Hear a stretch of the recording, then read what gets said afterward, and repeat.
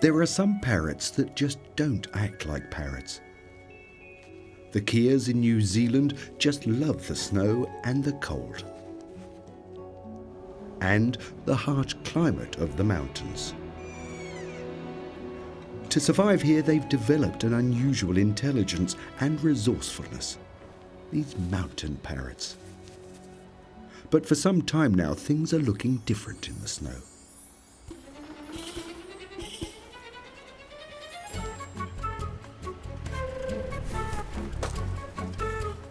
And that is offering up a host of new possibilities for their intellectual talents.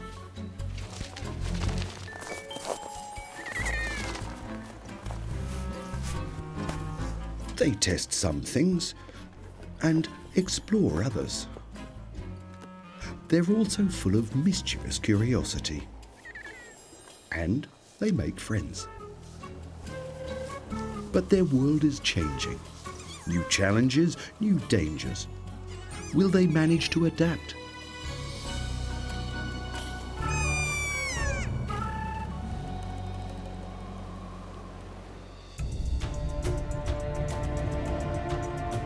From the beginning, the birds have dominated New Zealand, and that throughout the country.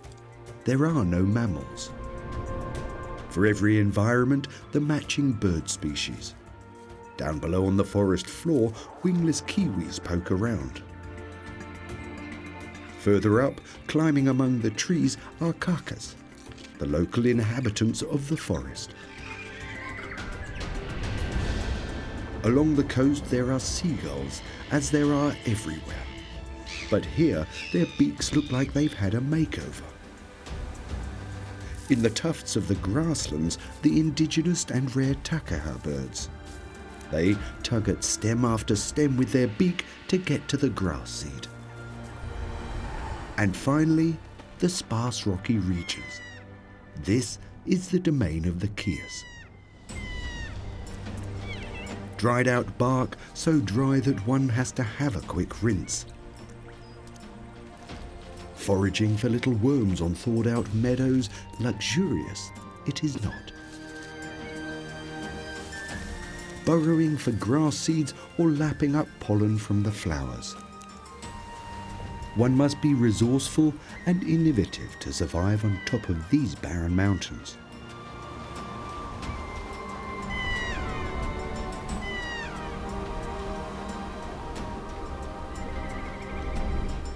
And one is not only talking about survival, where to find a place to breed and to raise a family. There are only a few that have seen a young kea in the wilderness. Corey Mosen is one of them. He's underway on business as ranger and as conservationist. From September until April, Corey tracks the kea's breeding burrows. In the deepest wilderness, far away from humans. He's attempting to calculate a census of the new offspring. How many chicks are there?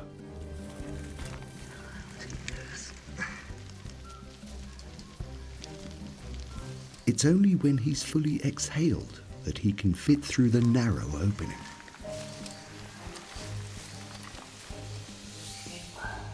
The den lies some meters under the surface, but then Corey is in luck. His labours are rewarded.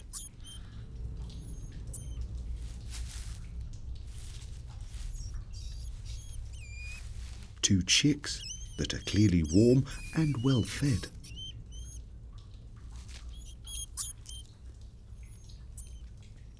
The young chicks remain underground for an entire 3 months, under the watchful eye of their parent. Only then are they big enough and prepared for the harsh world outside. Corey would love to have the chance to see how they eventually leave the nest, never to return. Undoubtedly, with a little more ease than himself.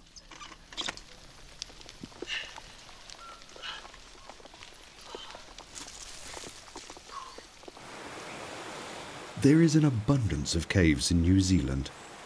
large amounts of water wash away the limestone, forming paths and grottos. Grottos that one could only dream of.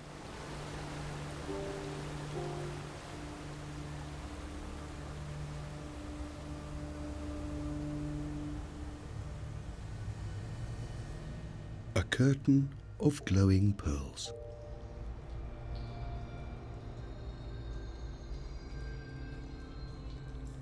And this is how they're formed. Syrupy drops eked out by the larvae of a fungus gnat.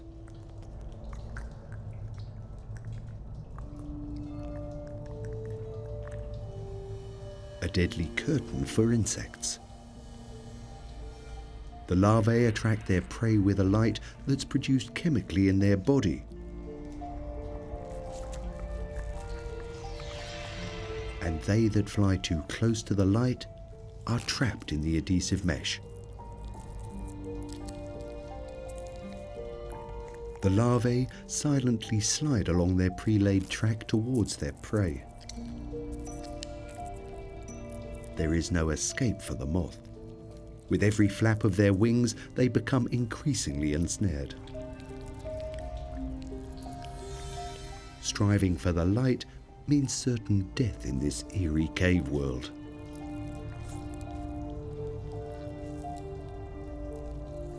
And thereafter, as seen from a distance, the brutal reality dissipates.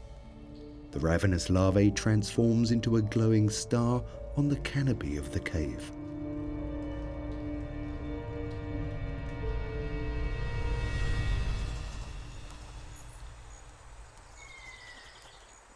When Corey thinks about caves, he thinks about Keea Caves.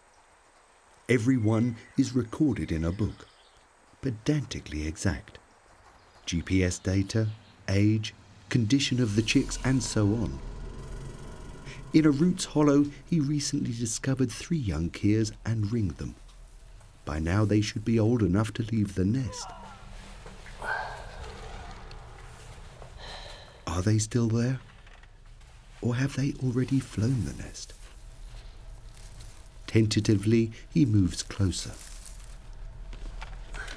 At the same time, he looks for a suitable place to install a camera and to position a small light.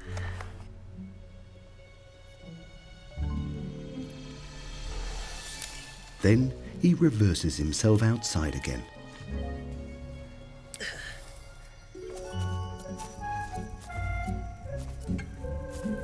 Just 3 months old, but already the size of an adult.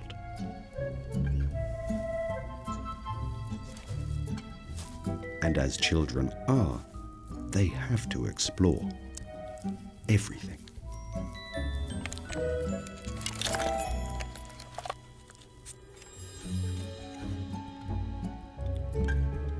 One can see that they're young because of the yellow circles around their eyes. Also, the base of their beak is a youthful yellow. But eventually, it's quite enough of cave life. Even Mum thinks so.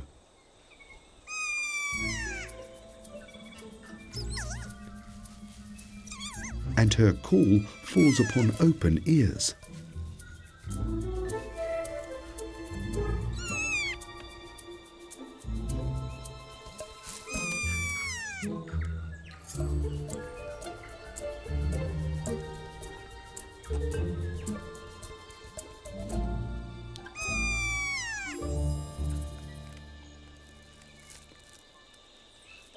Well, at last. The first steps in an exciting world of light. There are hard stones and soft bark to crumble. The first practice with material substances.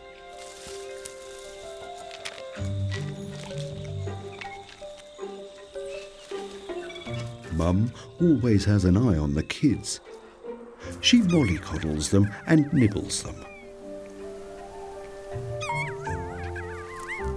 But not all like to be mothered quite so much. young keas are free to do everything. The parents are extremely generous and remain relaxed whenever they're dismissed. They've got, if one could say, a soft heart, as if they know how hard the oncoming winter will be for the young ones. Only half will survive it.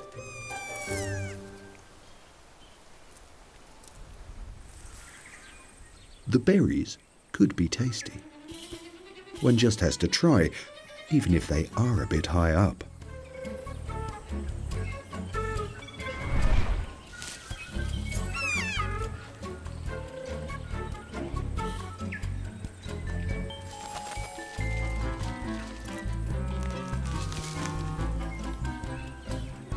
There's just so much to try out. Like a microphone with a windshield, for example.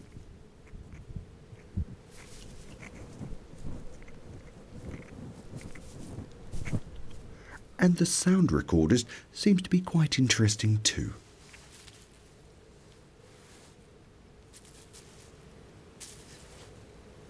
With his bright colours, quite remarkable, these bipeds.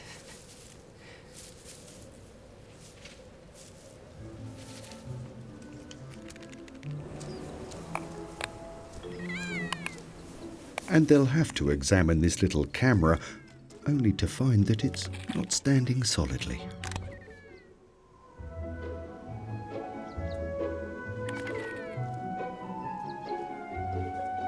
The children are busy. A chance for a little excursion to the road.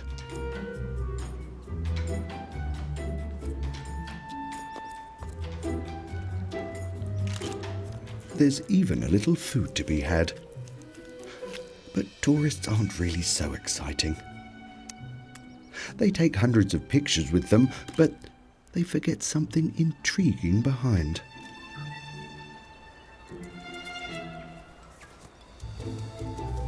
A soft and cuddly toy. No one can resist.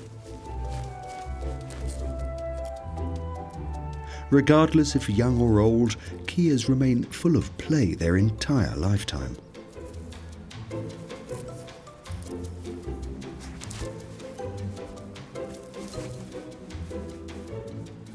A toy might be a bit of fun, but playing together is the best.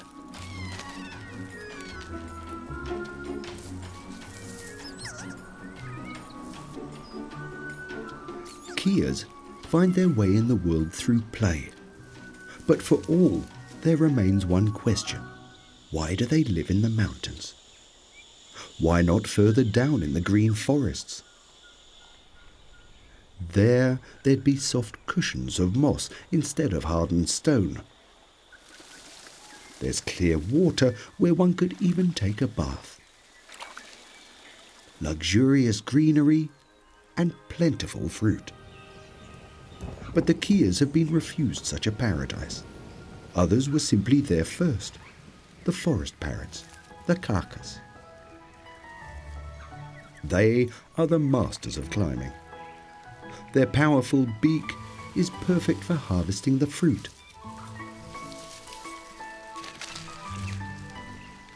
They love climbing the labyrinth of the branches and only use their wings when necessary. In short, the kakas were made for life in the forest. Here they are showered with everything they need. To rid themselves of such competition, the keas remain in the cold mountainous regions. A tough luck of the draw, it's true, but it was the impetus for their unusual intelligence and creativity.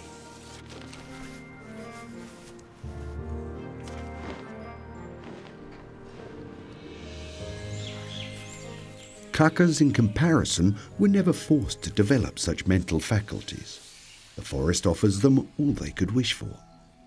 In the spring, the trees even offer up sweet honey for them. The white bloom that covers the trunks of the trees is made up of millions of fine strands, each decorated at the end with a little droplet of sugar. It's honeydew. Mealybugs beneath the bark, only a couple of millimetres in size, but it is they that send it, through hairline ducts a centimetre long to the outside.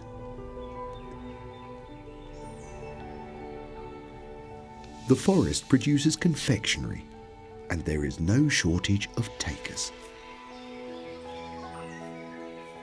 The bellbird nibbles drop after drop.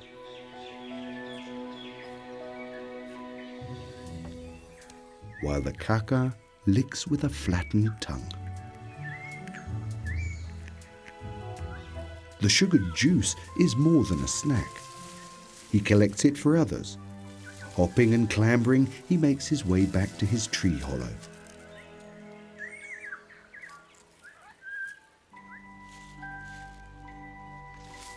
Here, the furry recipients are waiting.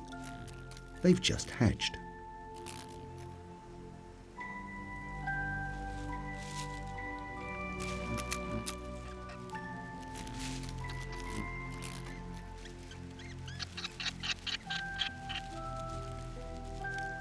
The kaka's chicks need the sweet dew as a form of energy, and they come from a world where the forest provides it via the mealy bugs. Matched like a hand to a glove, kakas are the children of the forest.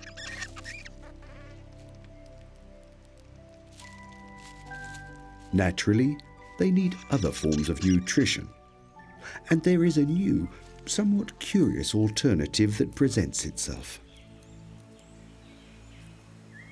In a clearing in the middle of the forest.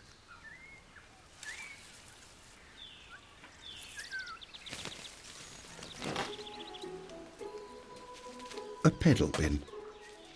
One steps on the front and it opens, revealing a supply of nuts. All by itself. One doesn't need to think about it too much. You just have to be heavy enough.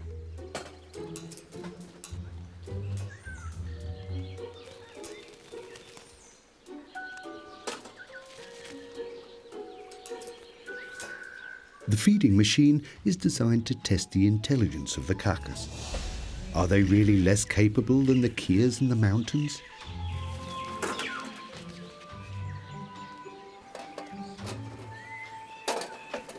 The biologist, Julia Lopeld, wants to put it to the test and changes it a little bit. The same box, but this time without a pedal. It'll be filled with tempting cashew nuts. Forest parrots are much shyer and more withdrawn than the keas and need a further invitation.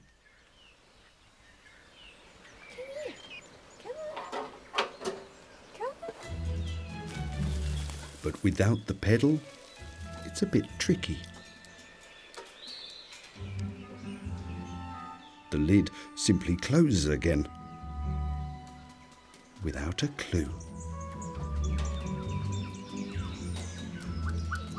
There has to be something to do about it.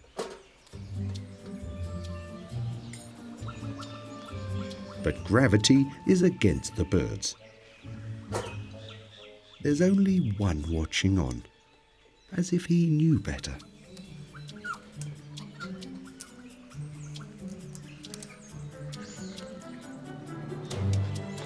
And it's true. Now he makes his move. Lift it from the side and flap it over. That's how you do it.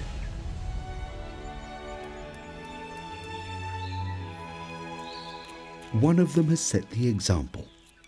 Will the others follow it?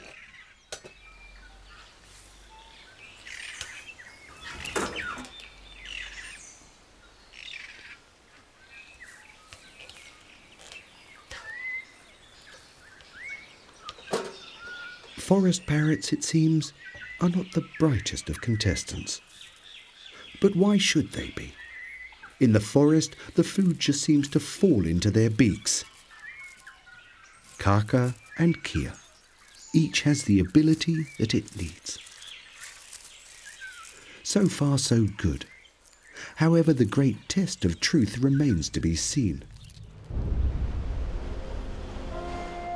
It was 1,000 years ago that the first people ventured onto New Zealand.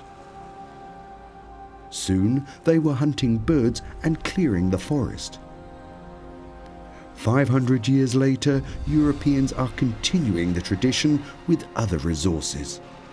They're converting it into the planet of the birds.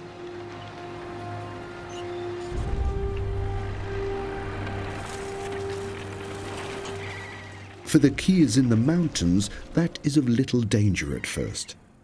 Everything that's new is worthy of a visit. That's got its own particular appeal. Variety and change are their calling cards. They're looking for conversation. There's a walkie-talkie, just the thing.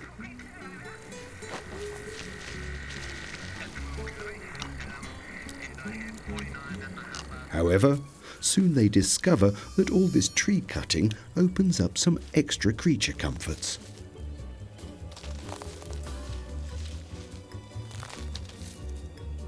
On the inside of the decaying trunks, there are fat larvae, high in protein.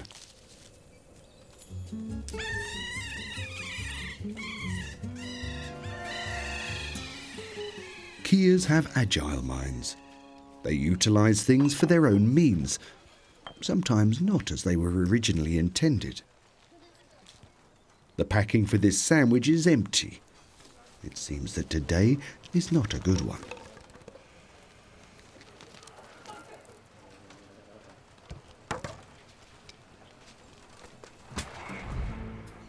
At least a little drink of the bottle.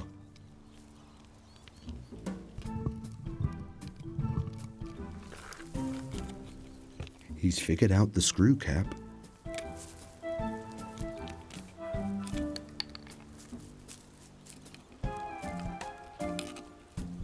But unfortunately, the bottle is empty. Even without sunshine, an umbrella can still be useful.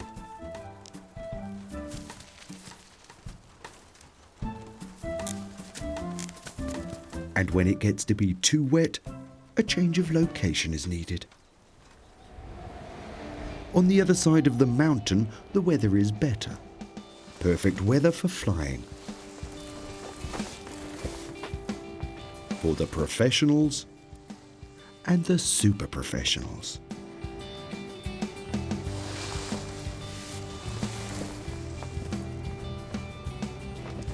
The interest is mutual.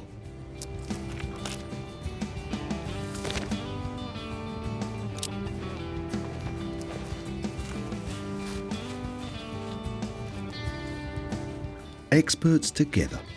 Time to take a closer look. But first, back to the spectators area. It goes with a long run up. Or from standing.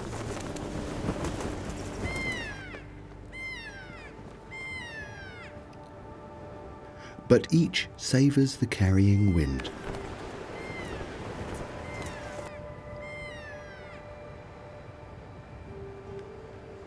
Keas like to get close to the paragliders, out of pure curiosity to see what else is sharing their airspace. Do they just want to join in? Perhaps they simply have as much fun watching us as we do them.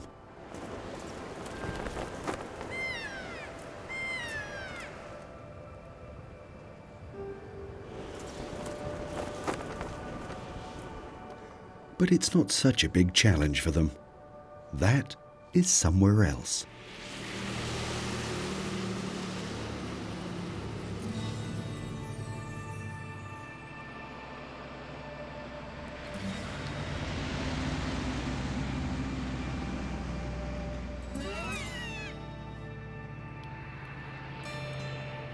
At the Homer Pass, the road disappears under the colossal massif. Flying over the top is not a problem for Keas, but does it have to be so?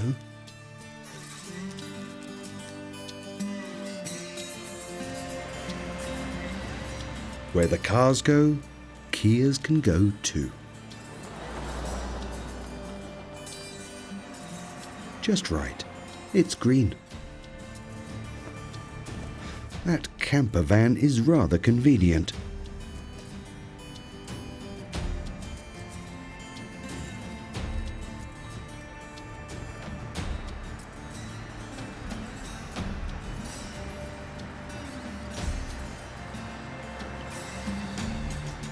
A true test of courage.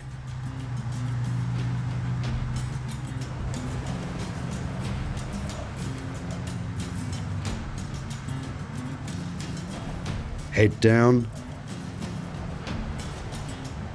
until one gets to the other side. That takes a lot of chutzpah. Kias simply make the best out of everything. What could possibly happen? But Menace walks with a silent tread, everywhere in the wilderness.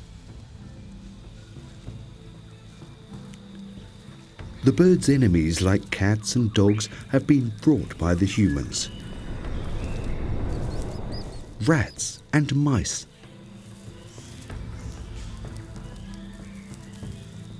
Even the possum, which was introduced from Australia for its soft fur.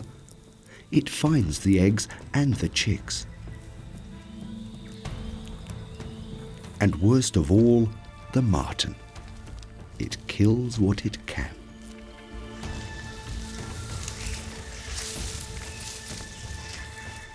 Increasingly, Corey comes across the trails of these migrants, and it's causing him concern. The nest is destroyed. The eggs cold and dead.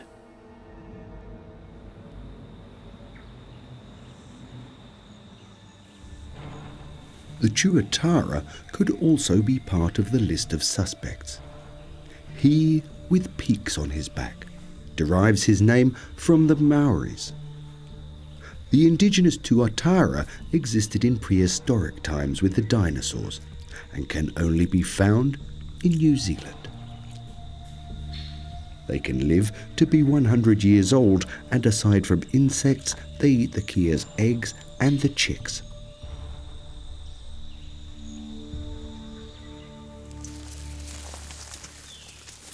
But Corey doesn't believe it for 1 minute, and he's proved right. He's set up ample surveillance cameras throughout the forest. They're fitted with movement sensors. He does on-the-spot checks, regardless of the rain, to see if the video traps have picked up anything.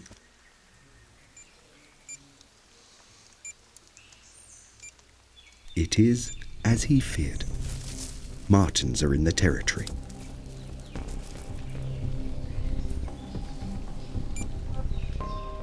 They track down the nests and help themselves. It's all too easy for them as ground-based thieves. The kias are powerless against the imported danger. Their way of breeding is tried and tested over millions of years and is deeply embedded in their genes. What is to be done? Resources against martens? That is the job of Martin Jennett. Traps for the martens are set up all over the area, even in the remote mountain regions. It's Martin's job to monitor them. The headquarters is a tin shack in the Murchison Mountains. He lights the oven and drinks a cup of coffee. Unfortunately, the radio set is dead. With care and a pair of pliers, Martin gets it up and running again. Contact to the base station is re-established. The relief to be in contact again is clear. Nothing hit. Top Mackenzie clear. And there it is. It's as if the Kia has sensed that something's going on here.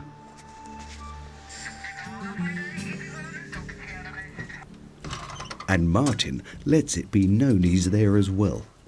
He raps out his presence on the saucepan.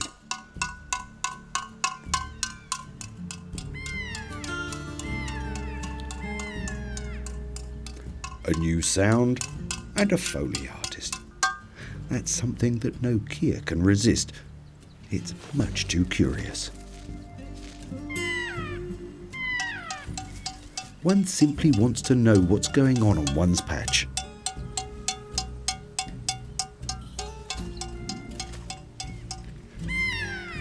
Time to give a bit of support to this sympathetic intellectual. Martin is out on a monitoring tour of the traps. He loves these fairy tale-like mountains and its feathered inhabitants. The traps are wooden boxes with a chicken egg as bait and a deadly springed bar similar to a mousetrap.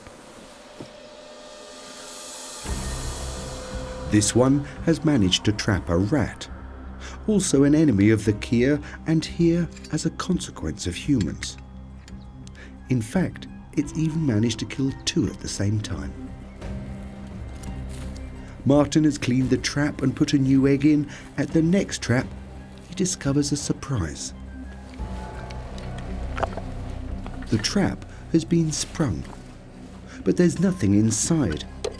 Simply a broken eggshell and twigs. How has that happened? Did a Kia, possibly with a stick? Highly unlikely. Something like that has never been seen before. Martin also sets up surveillance cameras because there are a number of similarly sabotaged traps. Who could this mysterious saboteur be? And what exactly happens? The trap awaits the solution. Further down in the forests, there are other concerns. The clearing action is obviously distressing the carcass. Forest parrots without a forest is simply unacceptable. Their erstwhile paradise, cleaned and neatly piled up. Stacked cubic meters for a depleted living space. Even where the forest is healthy, there remains the threat it'll be gobbled up. Possums are also quite partial to leaves, and 30 million possums are quite capable of stripping an enormous area. In addition comes this. Without being noticed, wasps have reached land via the military planes. Now they are reproducing rapidly. And now it is they who are milking the mealybug's sweet secretions. Millions of them swarm to the seas of sugar droplets. Their menacing buzzing dominates the forest. They are so greedy and aggressive that there is nothing left for others. No more honeydew for the carcass, less forest, and introduced predators. They've lost out 3 times at the same time. As a first emergency measure, sugar dispensers. They quickly learn how to use them, and the syrupy liquid seems to be in demand.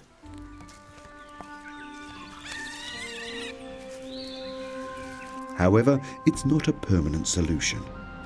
The future looks bleak for the carcass. They miss the forests that they knew before the humans came.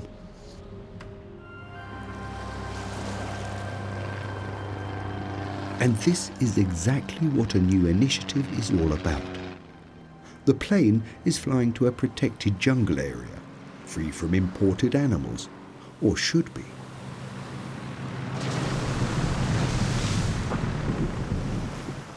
The biologist Iris Brockemer has the job to monitor the project. She can only get to it from the water. Every other way is blocked.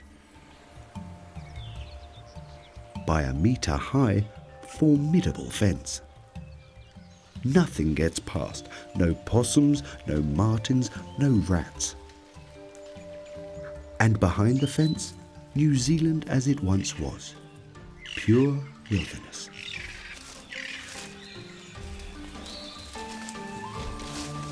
But how can she check that someone hasn't perhaps slipped by? Iris uses an extremely simple but tried and tested method. A finger of peanut butter on a black colour field, and then into the tube casing. All the rest happens on its own, without electronic devices. Whatever approaches the peanut butter gets blackened pores and thus leaves a trail. Simple as that. This tube, for example, she prepared on her last visit, and someone was in there. The tracks of a weta, a longhorned grasshopper. As with so many species in New Zealand, it originates from ancient times. It's one of the largest insects ever, measuring nearly 10 centimetres long. A perfectly ideal world behind the fence. The birds are moving here where they are safe from predators. Native cormorants come here to breed. When the young are big enough to fly, they move on again. A small patch of New Zealand, as if the last 1,000 years had never existed. The forest parrots exercise on the branches and lap up the pollen and the nectar as they did in the past. There are no enemies, no wasps, and absolutely no lumberjacks. A small oasis of recompense. Back to the mountains and Martin and his traps. Fighting kea killers with chicken eggs. It sounds a bit primitive, but it seems to work.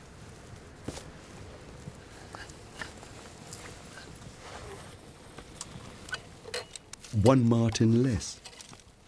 It's a lovely looking animal, but without such measures, the keas in the long run have no chance, despite their intelligence and their aptitude for learning. And then another trap sabotaged. Again, the trap's been sprung, but nothing inside. However, this trap was under surveillance, and when Martin returns to his shack, he sits straight down to have a look. Who is the culprit?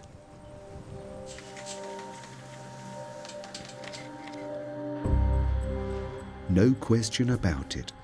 It's a kea, an old and experienced kea, who sets about his business. Unbelievable. Now he's trying to cut down a twig to the right size with his beak. Determined and persistent. Until it works.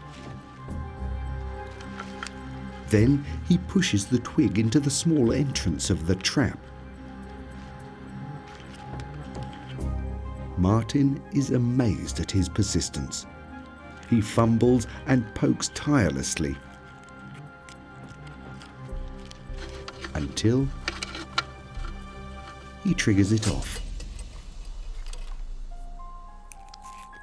And thus, with a bit of luck, he manages to get a little egg white.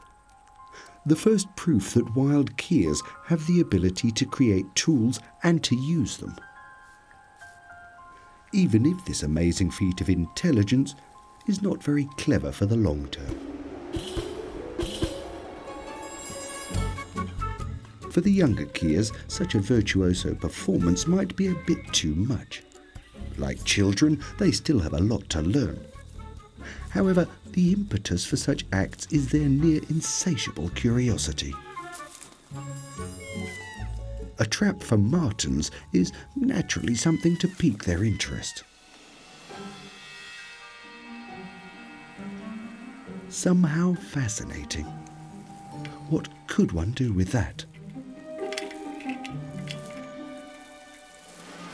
And what about this metal grate? It looks like something's going through its head.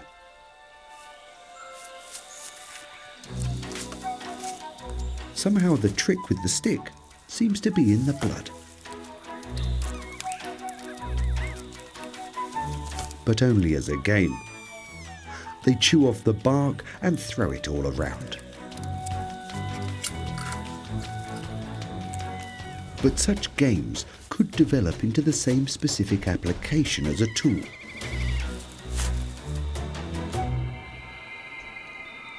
The kea is one of the most intelligent birds. But of course, who knew that better than Cory? Persisting in building their breeding hollows underground, they're simply following an instinct from time immemorial.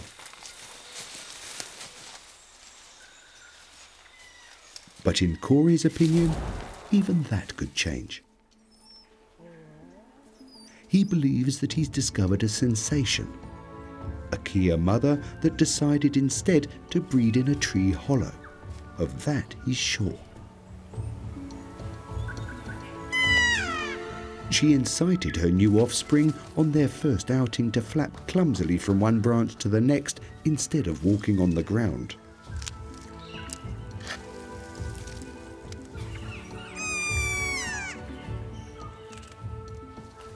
Two months previously, Cory made a video of this unusual nursery.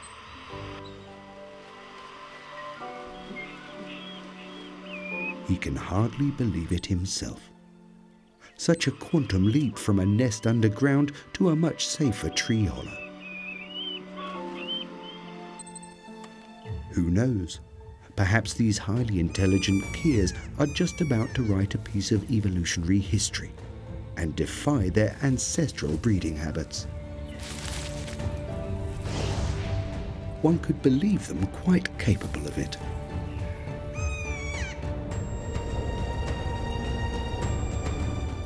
New Zealand is a world unto itself, a small planet in the Pacific.